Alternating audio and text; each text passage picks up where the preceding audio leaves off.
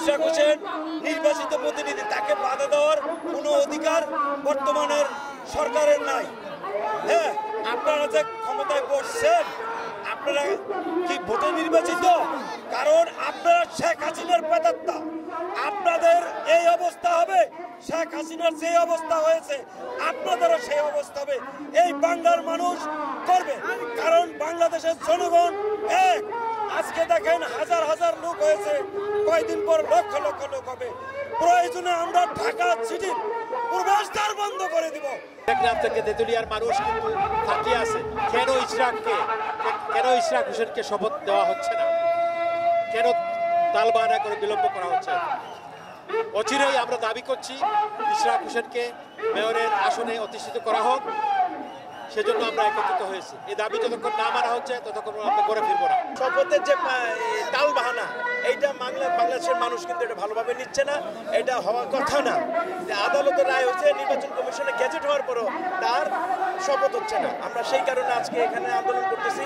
আজকে ফ্যাসিস্ট স্বৈরাচার পতনের পরও রাজপথে বিএনপিকে আদালতের রায়ের পর একটা পদের জন্য, মেয়র পদের জন্য যে আন্দোলন করতে হবে, এটা আসলে মানুষ ভালোভাবে নিচ্ছে না। আমরা বিশ্বাস করি সরকারের শুভবুদ্ধি উদয় হবে এবং অচিরেই এই ব্যাপারে ইশরাককে মেয়র হিসেবে শপথ পাঠ করানো হবে। আমরা জনতার মেয়র ইশরাক ভোটের রায়ে নির্বাচিত হয়েছে। আমরা চাই এই রায়ের প্রতি শ্রদ্ধা রেখে যেন জনতার বিপ্লবের যে সরকার, তারা এই রায়কে বাস্তবায়ন করে। আমরা এই দাবি মানার জন্য এখানে আসিনি, আমরা একটি আইনকে প্রতিষ্ঠিত করার জন্য এসেছি। শুধু সে নির্বাচিত মেয়রই নয়, সে জনতার হৃদয়ের মেয়র।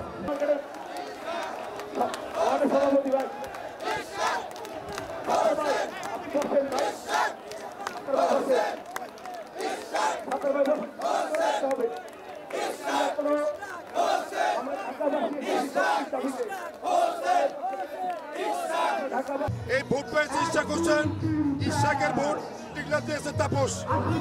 আমরা ঢাকার পিতা, ঢাকার দক্ষিণের মেয়রের অভিভাবক জনাব ইশরাক হোসেনের আমরা মেয়র হিসাবে দেখতে চাই। আর যদি তাকে মেয়র হিসাবে না বুঝাই দেওয়া হয়, আমরা রাজপথে আছি, রাজপথে থাকবো।